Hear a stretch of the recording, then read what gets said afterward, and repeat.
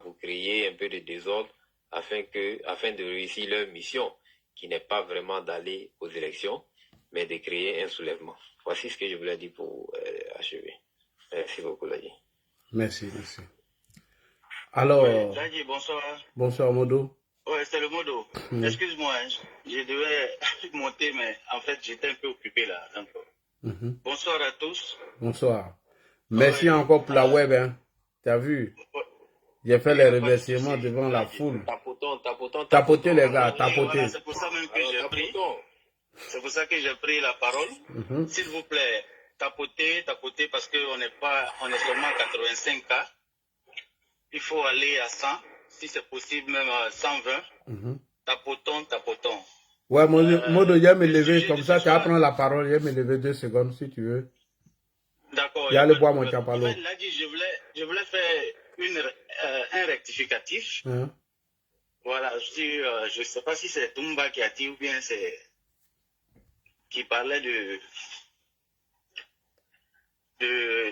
j'oublie même comment il s'appelle. Il a parlé 35. de 93. Voilà, de l'ivoirité en fait. Je ne sais pas si je me trompe ou pas, mais il avait soulevé un sujet là. Et c'est sur ça que je voulais rebondir en fait. Oui. Voilà. Donc, mais quand ça va me revenir, je vais juste. C'est pas l'article 35. Voilà, l'article 35. Voilà, c'est de ça, effectivement, je voulais parler. L'article 35, en tout cas, tu as bien fait de situer un peu le contexte parce qu'il y a un peu de confusion dans l'esprit des gens. Oui. Voilà. L'article 35 était sous, comment on appelle, le général Guéhi. C'est la deuxième, j'allais dire, république. Et donc, les gens font des confusions. Et je voudrais dire aussi que, en fait, Bédier, c'était le père, en fait, si on veut voir, c'est le père de l'ivoirité. C'est à lui qu'on a attribué l'ivoirité, puisque Bédier s'était emparé des thèses d'éminents professeurs tels que Jean-Marie Adiafi, le professeur Nyangouran Bois, et puis du philosophe même Yamke Kofi. C'est ceux-là qui avaient parlé de l'ivoirité la première fois en Côte d'Ivoire, mais c'était dans un concept culturel. Il faut préciser, c'était dans le cadre culturel, comment la Côte d'Ivoire devait se vendre culturellement et tout cela. Mais c'est Bédier qui a, au passage, s'est saisi de ce concept-là pour en faire une instrument politique. Je me lève. Modo. Voilà. C'est Bédier qui s'est saisi, lui notamment, et tous ceux qui étaient autour de lui, en ce moment au PDCI, Émile Constant Bombé et tous ceux-là, qui se sont saisis de ce problème-là pour en faire un concept politique et pour éliminer en fait un adversaire redoutable qui était le président Alassane Ouattara. Donc c'est cette précision-là que je voulais faire pour dire que en fait l'article 35, ce n'était pas sous Bédier, voilà, c'était sous Guéhi Robert et la manipulation bien sûr de Gbagbo qui avait introduit, notamment quand on faisait le référendum, où on parlait de et ou, et après on a dit et ou et encore plus. Et donc c'était un peu cette confusion-là qu'ils ont créée parce que dans leur conception, ils voulaient que les Ivoiriens qui sont candidats à l'élection présidentielle aient leurs 4 grands-parents ivoiriens de naissance. Donc voilà un peu, c'est ce concept-là qui a été repris. Si on veut voir, le concepteur, c'était des philosophes, c'était des écrivains, mais c'est venu dans le domaine politique par le fait de Bédier, paix à son âme, le président Bédier, qui a essayé d'instrumentaliser ce concept-là. Et puis, en troisième point, le sieur Laurent Gbagbo qui est venu lui aussi apporter sa touche spéciale et qui est venu même, j'allais dire, vulgariser même ce concept d'ivoirité en l'utilisant autrement. Donc c'est cette précision-là que je voulais faire. Et non, l'article 35 revenait plus à la junte au pouvoir et la mascarade un peu du FPI qui était au contrôle avec la junte militaire. Donc, c'est ce que je voulais dire. Merci. Et puis, je demande toujours à tous de tapoter. Modo, bonsoir. Je voulais poser une question concernant cette histoire-là, quoi. Excuse-moi de t'interrompre, quoi. Oui, allons-y, voilà, allons-y. Voilà. Donc, je voulais demander, en 95, là. Oui. Qu'est-ce qui a amené Bédié à empêcher la candidature en 95? Parce qu'il y a eu une élection où Bédié était avec Francis Vaudier. Oui. Est-ce qu'en ce moment-là, quelle était cette loi qui a permis à Bédié d'écarter le président Ouattara, où Gbagbo a dit que non, tant que cette loi sera votée, comment on appelle, je ne serai pas, comment on appelle, candidat à aucune élection. Et c'est là qu'il allait s'associer pour faire le Front républicain. Est-ce qu'en ce moment, il devait savoir quelle était la loi qui a été votée à l'époque pour que, à l'Assemblée nationale, pour que Gbagbo dise que il ne participera à aucune élection. C'est ça qu'il veut savoir un peu au fait, quoi. Non, il n'y avait pas de loi, mais il y avait eu, je ne sais pas si vous vous rappelez, il y avait eu le problème du mandat d'arrêt contre le président. C'est ce qui empêchait. Oui, effectivement, oui, effectivement. Voilà, il y avait le problème du mandat d'arrêt. Voilà, parce que, en fait, c'est ce qui empêchait, et donc, par solidarité, le président Gbagbo, qui était dans le Front républicain, a trouvé que ce n'était pas, voilà, judicieux de se présenter à cette élection et aller. Donc, c'était un peu ça. Monsieur Moula, moi j'ai une émotion encore. Non, il n'y avait pas de loi. Ok, allons-y. Mais est-ce que... Tapoter, continuez, n'arrêtez pas de tapoter. Oui, allez, vas-y. Voilà, mais est-ce que c'était pas une fuite en avant que le FPI faisait? Parce que, étant, je peux dire, minoritaire face au PDCI RDA, qui était un parti déjà présidentiel, si on veut le dire. C'était pas une fuite en avant. Oui. C'était pas une manière d'éviter de se faire laminer par les élections et d'aller s'associer au président Alassane Ouattara, bien sûr, qui était déjà même écarté par l'entremise de la plainte, je peux dire, du mandat d'arrêt international contre leur mentor qui était le président Alassane Ouattara en son temps. Oui. Bon, on peut voir ça comme une fuite en avant, peut-être. Mais tu sais, dans la politique, tout le monde utilise les artifices qui lui sied le moment voulu selon l'opportunité du moment. Mais pour te dire la vérité, je ne pourrais pas dire que c'est peut-être à cause de ça, peut-être leur faiblesse électorale qui a fait que finalement ils se sont, j'allais dire, déculottés, en guillemets, ils ne sont pas allés à l'élection en s'appuyant sur le mandat d'arrêt qui a été lancé contre le président Ouattara. Mais une chose est sûre, c'est que à ce niveau du Front républicain, il y avait de la duplicité. C'est ce qu'il faut reconnaître. Il y avait de la duplicité, ça veut dire que dans le jeu politique ou bien dans l'alliance politique qui avait eu jour, certaines personnes n'étaient pas sincères. Certaines personnes n'étaient pas sincères, mais elles ont voulu utiliser une certaine forme de politique politicienne pour montrer qu'elles sont dans le jeu avec son allié, j'allais dire, dans cette alliance-là, et puis pouvoir rebondir plus tard, peut-être. Mais ce qui est sûr, moi je pense que c'était pas... En tout cas, je ne pense pas que les gens soient sincères, ils aient été sincères dans cette alliance de Front républicain. Puisque il suffit de se rendre compte de ce qui s'est passé juste après cette année électorale-là pour se rendre compte que, effectivement, en fait, c'était de l'hypocrisie dans cette alliance-là. Donc, que ce soit dû au poids politique du FPI ou bien à la minorité qu'ils avaient, et puis ils ont vu à temps si c'était, j'allais dire, opportun de se présenter, et puis ils ont préféré résister.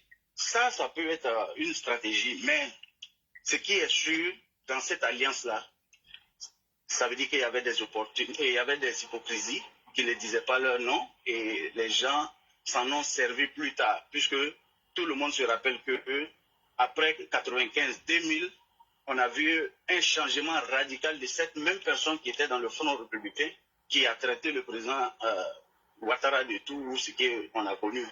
Voilà, donc c'est ce que je peux dire pour vous. par rapport à cette question. Tapoter, tout le monde est là, tapoter. Merci pour la réponse. J'espère que j'ai répondu à ta question, Oui, hein, mais ce que je veux dire, voilà, le pas j'ai bien saisi, voilà. J'ai compris parce que là, en fait, on est en politique et cette posture qu'a eu M. Laurent Gbagbo a été très salutaire en son temps et a été très applaudie. Absolument. Voilà, mais effectivement que l'année d'hypocrisie. Voilà, oui, effectivement, parce que lorsqu'en 2000 ou en 99, le général Gay vient au pouvoir, il écarte toutes les autres candidatures et va seul aux élections avec monsieur Laurent Gbagbo. On n'a pas pu encore dire non et se mettre aussi encore en front républicain avec le RDR qui avait encore été écarté une fois de plus. Donc, vous voyez que voilà. Vous répondez réellement à la question du mois. Absolument. Donc, c'est un peu ça. En fait, pour te dire quoi, que dans les alliances, tous ceux qui viennent dans une alliance ne sont pas forcément dans, j'allais dire, dans une même identité idéologique. Ça veut dire quoi? Ça veut dire que ces personnes peuvent ne pas avoir les mêmes idéologies et même les mêmes manières de voir les choses. Mais on vient à cette alliance-là parce que stratégiquement, politiquement, ça m'arrange, ça me met en avant, ou bien ça me permet d'être au contact de quelqu'un qui est plus fort que moi. Et moi, je vais utiliser ça peut-être maintenant ou bien même à l'avenir. Je sais pas si tu vois. La politique, c'est ça. Et aujourd'hui, même quand on prend, je vais être un peu dans l'actualité, quand on prend un peu le partenariat qu'il y a eu avec le FPI, le RHDP a eu avec le FPI. Mais le FPI, quand ils venaient à ce partenariat, eux, ils savaient ce qu'eux, ils voulaient. Ils avaient un objectif bien précis. Notamment Pascal Affi-N'Guessan, il savait très bien pourquoi il faisait ce partenariat, puisque c'est lui-même qui était demandeur de ce partenariat. Donc, il y avait quelque chose de bien spécifique. Et aujourd'hui, à travers, j'allais dire, la débandade avec ses camarades du parti, on se rend compte qu'il y avait des objectifs différents en fonction j'allais dire, des dirigeants de ce même parti-là. Est-ce que tu vois un peu, Karim? J'ai fait dire, oui. Voilà. Donc, c'est pour te dire que quand il y a des alliances, chacun vient par rapport à quelque chose qu'il veut exactement gagner ou bien par rapport à un objectif bien précis. Et dans le cadre du Front républicain, Gbagbo, quand il venait, il sait que le RHDP ou bien le RDA en ce temps, parce que le RHDP n'existait pas encore en 81, c'était un parti fort qui venait de claquer la porte au PDCI et c'était puissant, ils avaient un mentor assez... Donc, il a fait de la récupération. Mais en même temps qu'il faisait de la récupération, il pensait aussi à sa cause politique et à son combat politique. Voilà pourquoi, quand il a vu que c'était quasiment impossible pour lui de faire quoi que ce soit, mais il s'est dit, bon, il faut que on sursis à cette élection-là. Moi, je n'irai pas à cette élection tant que le président Ouattara n'est pas dans le jeu. Bon, tout le monde a applaudi, mais comme je l'ai dit là, c'est les années après, on va se rendre compte de la vraie nature de ce monsieur-là. Donc voilà un peu ce que je voulais dire.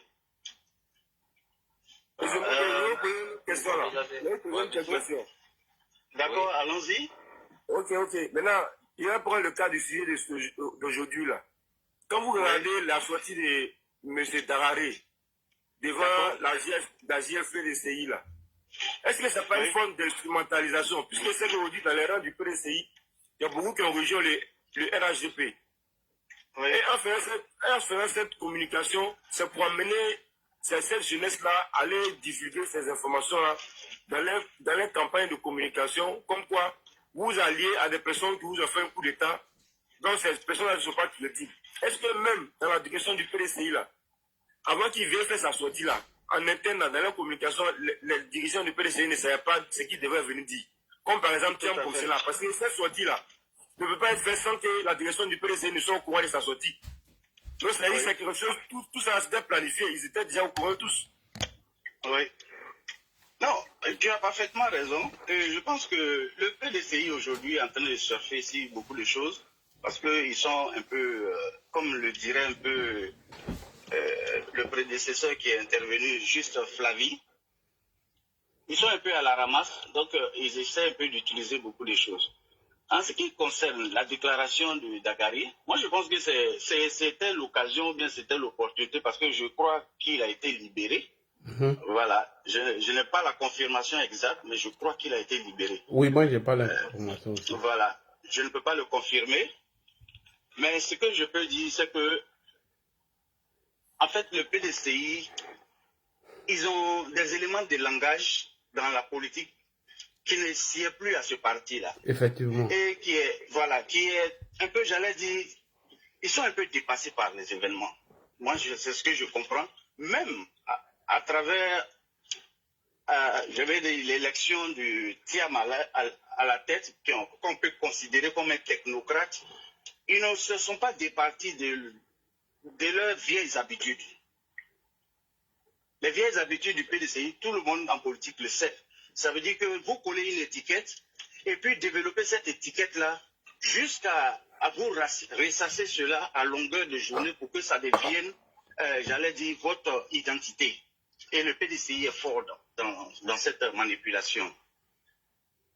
Est-ce que vous comprenez? Donc du coup, même avec l'arrivée de Tidiane Thiam à la tête du PDCI, il n'arrive pas à se départir de cette, j'allais dire, de cette, comment j'allais dire, cette anomalie génétique. Voilà, c'est ce que je cherchais comme mot. Cette anomalie génétique-là qui est propre à eux.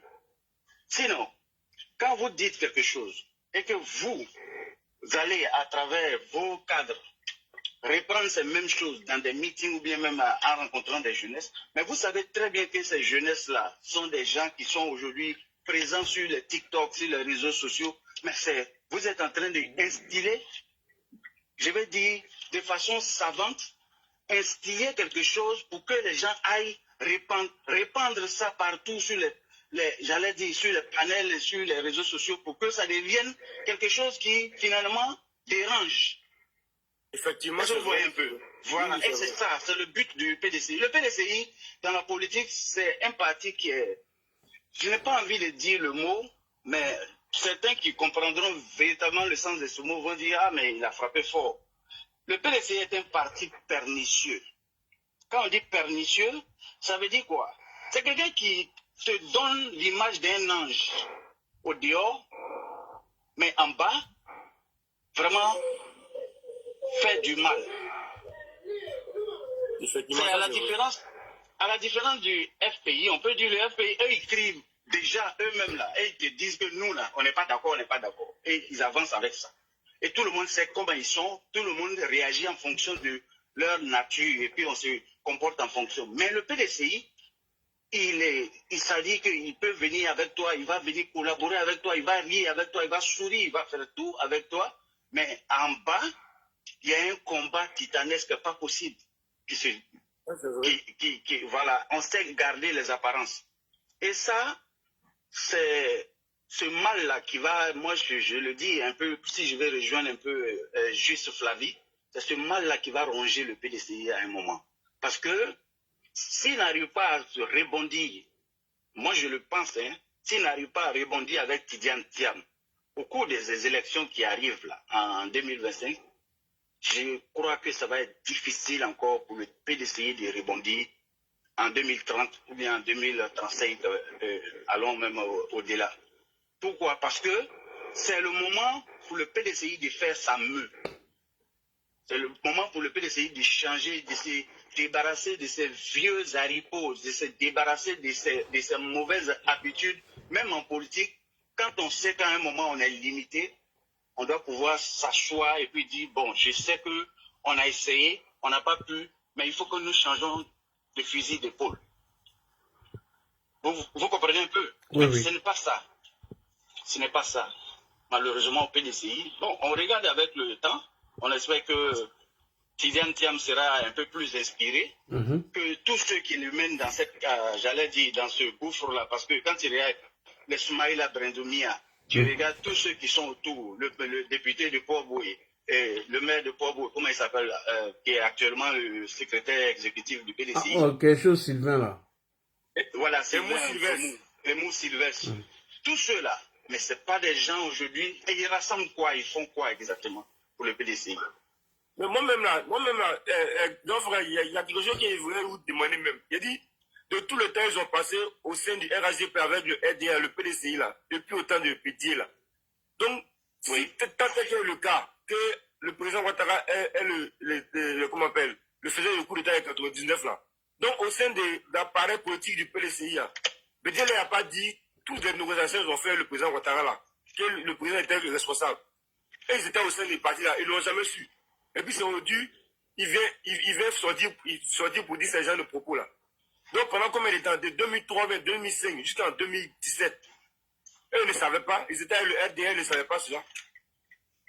Non, mais c'est ce que j'ai dit. Encore une fois, c'est ce que je suis en train de dire. Je vais dire quoi? Quand j'ai dit ce qu'est la nature du PDCI, en fait, je vais dire que c'est des gens qui sont dépassés aujourd'hui par tout ce qui se passe. Donc, surfer, c'est quelque chose du moment qui peut donner le sentiment même que, oui, la population avec eux, oui, ce qu'ils ont dit, c'est vraiment d'actualité ou bien c'est réel, c'est fait. C'est un fait réel qui en fait, il s'agrippe à tout. Or, quand quelqu'un s'agrippe à tout, comme on le dit là, c'est comme un noyé. Quelqu'un qui est dans la noyade, quand il commence à se noyer, il prend l'eau de tout part, mais il s'agrippe à tout ce qui vient. Que ce soit, je ne sais pas, n'importe quoi. Voilà, il se débattent. Et donc, le PDCI, là, aujourd'hui, dans la configuration que le PDCI est, il faut reconnaître que tout ce qui va leur passer par la tête, qui peut déranger le pouvoir en place, ils vont en parler. Parce qu'ils sont comme à la recherche d'une bouée de sauvetage. Est-ce que tu comprends? Ils vont en parler. Même si on vient leur dire aujourd'hui que le président Ouattara, on a un petit quelque chose par rapport à la rébellion, le président, ils vont sauter dessus. Si on vient leur dire aujourd'hui, le président Ouattara, il y a quelque part un détournement ici, voilà, il y a le nom du président, ils vont sauter dessus. Sans chercher à comprendre. Même s'ils n'ont pas de preuves, mais ils vont sortir parce que pour eux, ça va en faire leur propagande, ça va leur donner encore des ailes ou bien de la latitude à pouvoir, j'allais dire, attaquer le pouvoir qui est en place. C'est tout. Eux, ils sont dans leur logique de... Il faut le combattre parce que c'est lui qui est au pouvoir. Est-ce que tu comprends?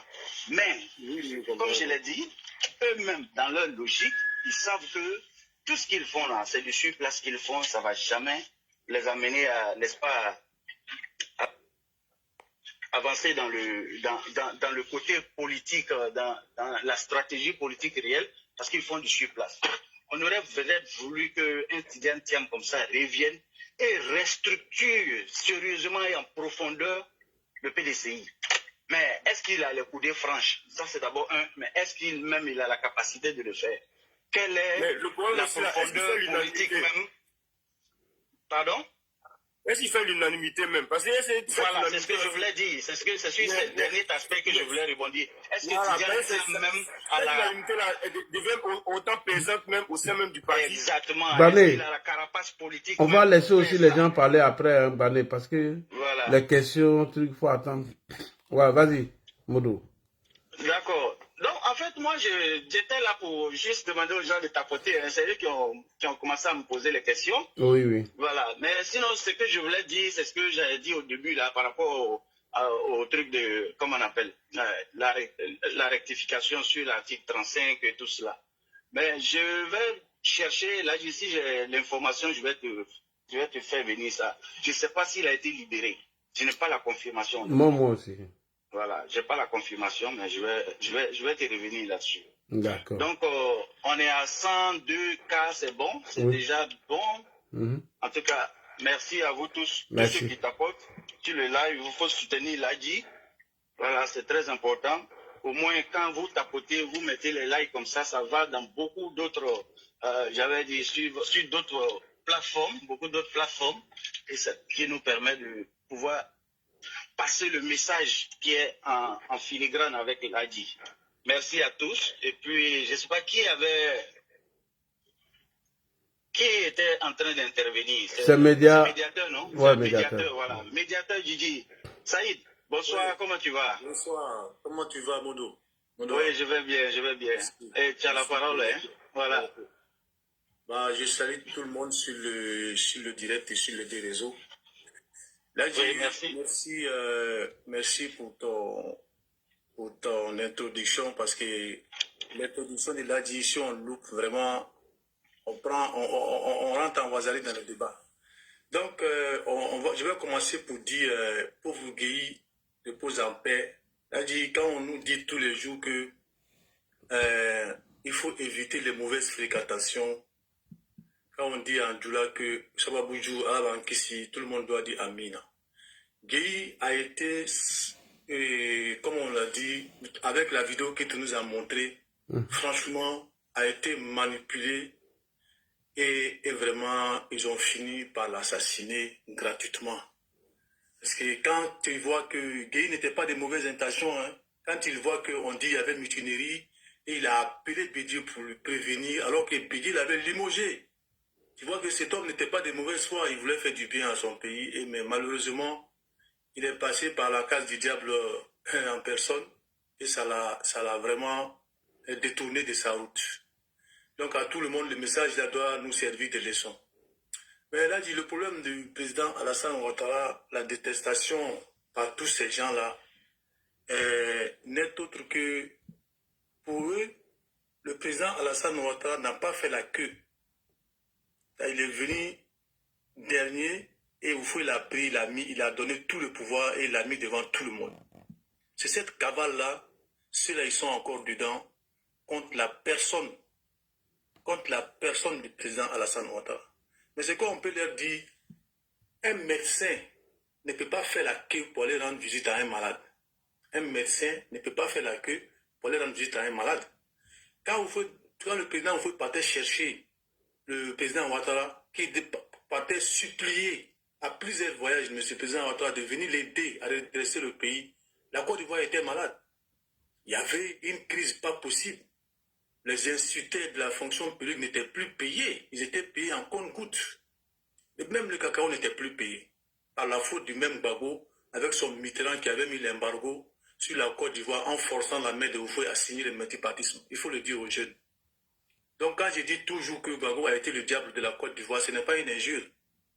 Il est venu avec le problème et c'est lui qui a été à la base des problèmes, des manifestations violentes.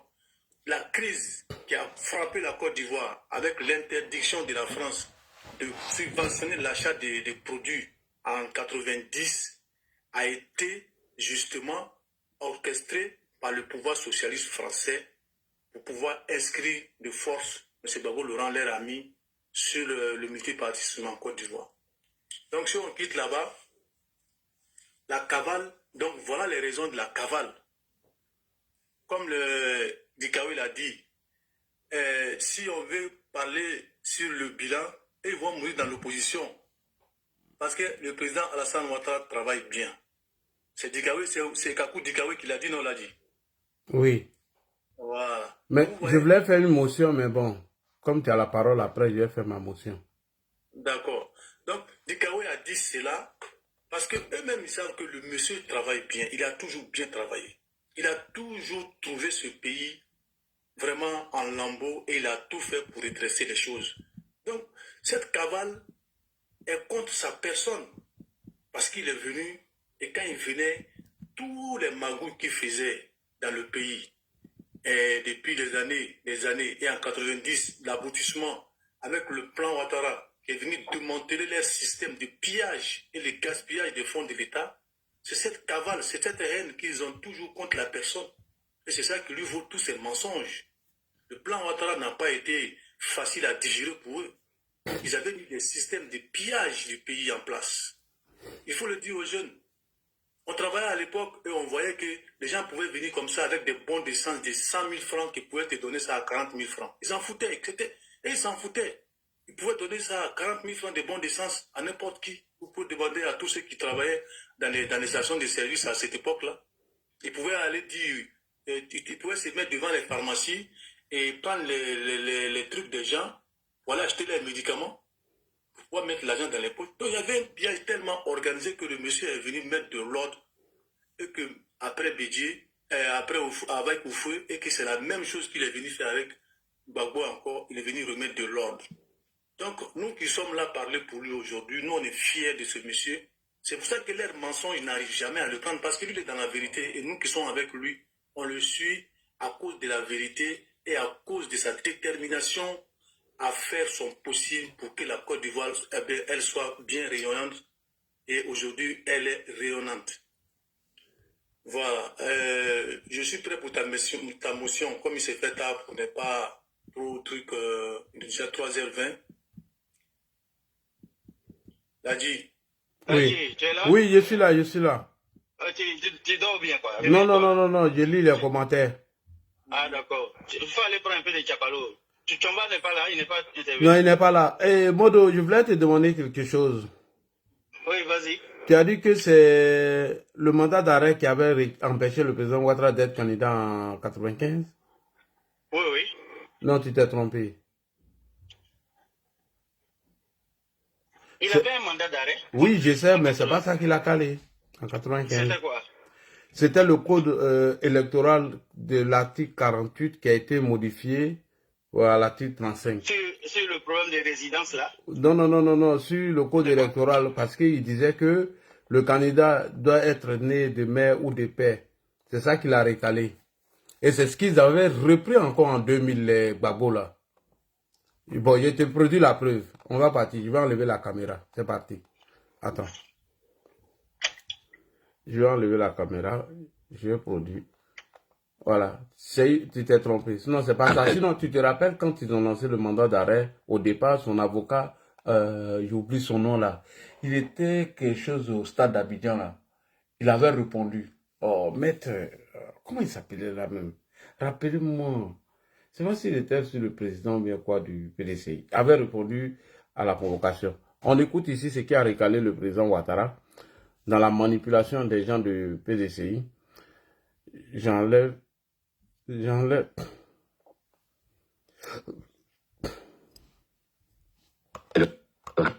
Ralliement d'Alassane Ouattara. Après le ralliement d'Alassane Ouattara au RDR, le parti que venaient de créer les dissidents d'un PDCI désormais... Après son ralliement au RDR, les dissidents du PDCI venaient de créer... Parti que venaient de créer les dissidents d'un PDCI désormais aux mains du président Bédié, c'est sur une révision du code électoral que la campagne s'ouvrait. Considérant qu'il résulte des articles 48 à 51 du code électoral que tout électeur âgé de moins 40 ans peut être candidat à l'élection du président de la République sous réserve des conditions ci-après. Être ivoirien de naissance, né de père et mère eux-mêmes ivoiriens de naissance. Tu vois, non? Donc c'est ça, ils avaient pris pour le caler. Ça ne touchait pas le président. Oui, mais c'est ça, ils ont... La clause qui touchait le président, en fait, c'était où ils avaient dit ne s'être pas exclusivement... Ça, c'est 95. L'autre, ça, c'est 2000. Oui, mais ce que tu es en train de montrer là, ça, attends, quand est-ce qu'ils ont lancé le mandat d'arrêt contre le président? C'est juste après 93, quand la succession après la mort d'Oufouille, quand les choses se sont passées difficilement et que d'après eux, ils ont soupçonné que le président voulait s'emparer du pouvoir, et le premier ministre voulait s'emparer du pouvoir, et c'est là que toute la cabale s'est mise en place contre le président Ouattara.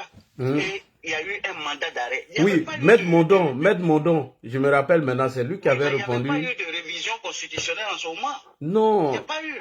Ça, c'était le code électoral. Parce que pour eux, déjà, Oufoué même s'était fâché que ce sont les opposants, avec la complicité de certains gars du PDCI, qui disaient que le président Ouattara était étranger.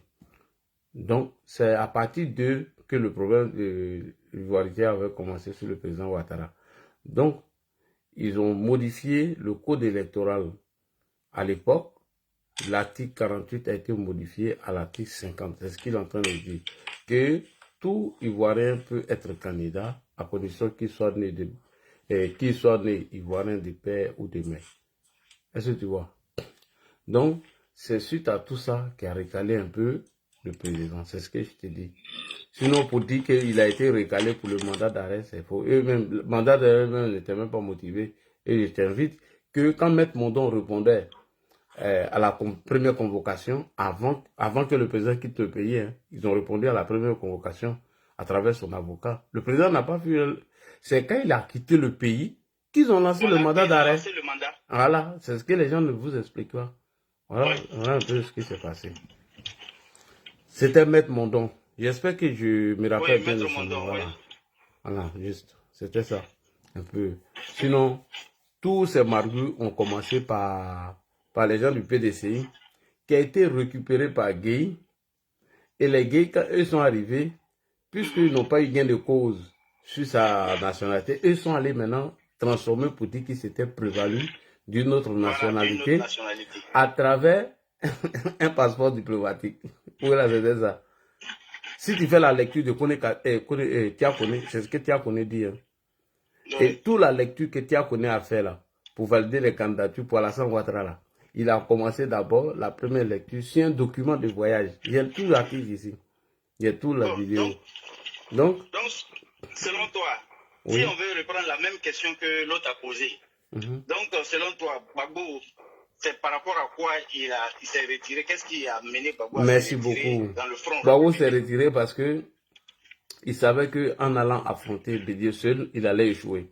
Alors que le test du FPI disait que quand on échoue 2 fois successivement à la course à la présence, tu dois laisser la place à quelqu'un d'autre. Non, tu connais Fassourgou. Tu connais Gbagbo. Pour ne pas l'affronter Bédié en ce moment, parce que Bédié était puissant, il faut le dire. Et puis il va échouer. Il a préféré se réfugier derrière le président Ouattara et puis se jouer les grands gueux.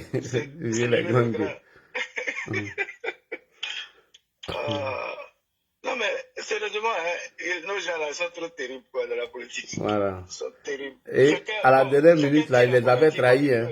Il les a trahis 2 fois. Hein. Il les a trahis en 90. Ils avaient prévu de ne pas aller aux élections, laisser la rue emporter le vieux. Gbagbo est sorti dans le dos de tout le monde, il s'est présenté. Et quand ils ont commencé avec Bédié, avant le coup d'État, il avait commencé à les trahir. C'est là qu'il partait jouer au piano avec Bédié, je veux dire, tout ça là. Et Gbagbo, il a été toujours c'est un malhonnête. Il ressemble à son fils là. Le seul, il ressemble à son fils. Voilà, son fils là, le seul bêté de Samatigila là. Il Nadi, en 95, Gbagbo a utilisé le fameux dicton l'ennemi de mon ennemi est mon ami. Alors, permettez-moi, je vais prendre quelqu'un sur WhatsApp et puis on revient sur le panel, s'il vous plaît. Hein? Vas-y. Ouais, médiateur, tu as intervenu parce qu'il y a longtemps qu'il attend. Eh, Gbagbo, non, Gbagbo c'est un faux type. Hein. Dans tout cela, c'est Nadi Bamba, il a eu. Même si Gbagbo n'a pas gagné le pouvoir encore, ça te fait mal. Hein? Ça me fait trop mal, mais il a trop doyi. Il a doyi Nadi, il a monté à Nadi même. Allô, bonsoir. Oui, bonsoir, bonsoir Ladi. Bonsoir. Bonsoir à tous les éditeurs qui sont encore connectés à cette heure-ci. Oui. Et donc, j'avais souhaité donner mon petit point de vue sur l'actualité. C'est dommage qu'hier, j'avais voulu aussi intervenir sur le cas de Johnny Pacheco. Oui.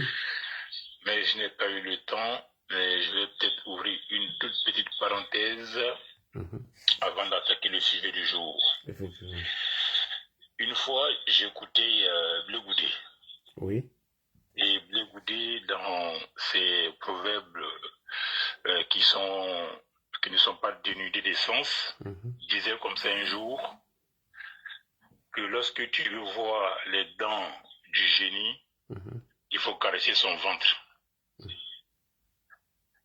Et quelque temps après, j'ai vu une photo de Bleu Goudé et de Johnny Pacheco ensemble.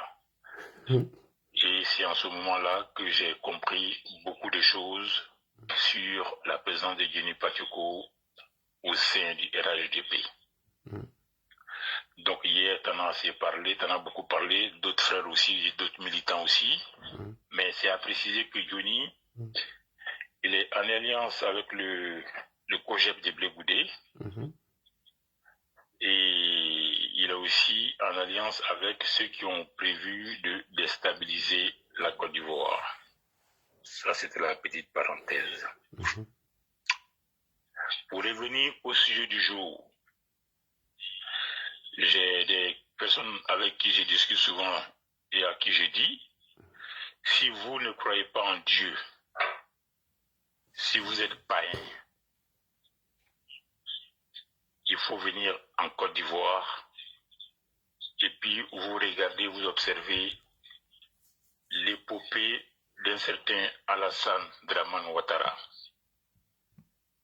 Et je crois que si vous sortez de cette épopée-là, de cette histoire, je vous jure que vous êtes un être doté de sens, vous allez croire désormais en Dieu. Parce que l'affaire d'Alassane, nous, on en parle, mais moi je crois que c'est une histoire de Dieu. Si tu n'as pas la foi, si tu n'es pas croyant, tu ne vas pas comprendre cette histoire d'Alassane. J'en parle parce qu'effectivement, quand Dagaré vient parler du coup d'État, c'est Dieu qui a enlevé Bédié.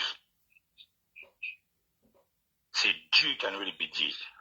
Et comme ce sont, sans être Dieu avec eux, ce sont des païens, ils ne croient pas en Dieu, donc ils trouvent un bouc émissaire à ce qui s'est passé le 24 décembre 1999. La Côte d'Ivoire fonctionne depuis toujours avec l'âme de Foué-Boigny. Foué, c'était un être d'harmonie et de paix. Ils sont en train de signaler le direct, les gens de PDCI. Tapotez les gars, tapotez. Voilà, Foué-Boigny, c'était un être d'harmonie et de paix. Lorsque Bédié est arrivé, sa façon dont il est parti, c'est un peu comme si c'était Foué qui l'avait puni. C'était un peu comme si c'est Foué qui avait puni Bédié. Bédié est arrivé, on l'a dit, on l'a répété, il a créé l'ivoirité. Sous Bédié, il faut le rappeler, la salle d'honneur de l'aéroport Foué-Boigny a été refusée à Thérèse Foué-Boigny, sous Bédié. Oui. Bédié n'a jamais mis pied à Yamoussoukro après Foué-Boigny. Bédié s'est associé depuis 90-93, Bédié était l'associé des ennemis de Foué, à commencer par Gbagbo. Ceux qui ont créé Foué voleur, quand le Premier ministre d'alors, Alassane Ouattara, allait pour présenter les projets de loi, Bédié s'associait avec l'opposition en tant que président de l'Assemblée nationale pour bloquer les décrets d'Alassane, les lois d'Alassane. Ensuite, Bédié a cautionné les événements de Tabou. On l'a vu ici dans le documentaire du sociologue belge Bena Schauer. Les événements de Tabou, on a vu le nombre de personnes qui ont été obligées de se déplacer pour entrer dans leur pays. Sans oublier les événements de Grand Bérébi. Ça s'est passé sous Bédié. Et lorsqu'on arrive au cas des militaires qui étaient en Centrafrique et qui rentraient des missions, la coupe était pleine. Dieu lui-même avait lâché Bédié. Autrement dit, quelqu'un l'a rappelé tout à l'heure, quand Guéhi même l'appelle pour lui dire, il y a, quand Ognien lui dit qu'il y a Guéhi qui veut te parler, s'il n'est pas suivi par la malédiction, s'il n'a pas suscité la colère du Foué, Bédié, il prend le téléphone et puis l'affaire est réglée. Le président Alassane, parce qu'il est béni et par Dieu et par ses parents, lorsqu'en 2017 il y a eu la mutinerie, si Alassane n'était pas un enfant béni, il n'allait pas demander de faire farce aux exigences des mercenaires de Bouaké. Mais Alassane a dit oui, 12 millions. Mais en 99, ce n'est pas 12 millions les gens demandaient. C'est 3 fois moins que ça. Ceux qui sont en Centrafrique, ils demandaient 3 fois moins que ça. Mais jusqu'en 2017, le cas s'est présenté. Le président, effectivement, c'est ça aussi la bénédiction entre un président qui est protégé par Dieu, dont le pouvoir est protégé par Dieu, et un président qui ne l'est pas. Alassane a fait face à ce problème-là. Il a réglé le problème. Depuis 2016 jusqu'à aujourd'hui, est-ce qu'on a entendu encore un militaire ou un policier lever sa main pour revendiquer quoi que ce soit? Non. Et puis Dieu l'avait lâché. Dieu l'avait lâché. Donc, l'ivoirité. Et puis encore, Bédié a osé, parce qu'il faut le rappeler, Jenny Kobenan. Bédié a empêché Jenny Kobenan d'être député à Djamé. Jenny Kobenan a été accusé d'être ghanéen. Il n'a pas été autorisé à poser sa candidature pour être député de Djamé. Et Jenny en a souffert. Et Jenny est décédé par la fin. Mais Jenny en a souffert. Il a tout été au PDCI. Donc, tout ce que Oufou avait mis en place pour l'harmonie des Ivoiriens, Bédié est venu le casser. Raison pour laquelle, quand il est décédé, le journal Le Patriote avait fait la une avec une photo de Bédié, où ils avaient effectivement dit il était gâté par la nature, enfin, très avantageux par rapport aux autres concurrents politiques, mais surtout, c'est le père de l'ivoirité. Et certains n'ont pas apprécié le titre du Patriote. Mais aujourd'hui, quand Dagaré parle comme ça, on se rend compte effectivement que de temps en temps, aux gens du PDCI, il faut qu'on leur rappelle leur passé. Franchement. Il faut qu'on leur rappelle leur passé. Maintenant, pour finir aussi, par rapport à la non-candidature du président en 95, tu l'as dit, mais pour être plus précis, c'est une réforme du code électoral. Merci, c'était la réforme. Du 8 décembre 1994, et qui avait stipulé, qui avait exigé que les candidats à la présidence doivent prouver leur ascendance ivoirienne. C'est cette réforme du code électoral du 8 décembre 1994 là qui a empêché le président d'être candidat. Merci beaucoup. Et Gbagbo même l'a confirmé ici. Il y a ça. Il y a la confirmation de Gbagbo. Voilà. Merci. Voilà. Donc, voici un peu ce que je peux dire à ce sujet. Mais pour dire que le serpent n'est pas encore mort, soyons vigilants.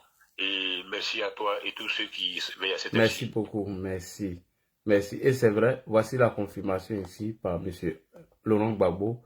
Lorsque ce code était, lorsqu'ils ont fait la réforme de ce nouveau code électoral, et Gbagbo a dit que lui ne va pas se présenter. Voici celle-ci. L'alliement d'Alassane Ouattara au RDR, le parti que venaient de créer les dissidents d'un PDCI désormais aux mains du président Bédié, c'est sur une révision du code électoral que la campagne s'ouvrait. Considérant qu'il résulte des articles 48 à 51 du code électoral que tout électeur âgé de moins 40 ans peut être candidat à l'élection du président de la République sous réserve des conditions ci-après. Être ivoirien de naissance, ne de père et mère eux-mêmes ivoiriens de naissance. Et maintenant, Gbagbo a réagi. Voici la réaction de Gbagbo ici. On va écouter le Fassoko. Ah, Fassoko, il est toujours dans les mauvais coups. C'est que lui, il est toujours là, au mauvais endroit. Il n'a jamais été au bon endroit. Il a réagi ici. On va écouter sa réponse. Koudou Gbagbo. Attends, est-ce que j'ai envoyé? Ah, ouais, c'est pas encore chargé. Attends, est-ce que j'ai ça ici? J'ai ça quelque part. Voici ça.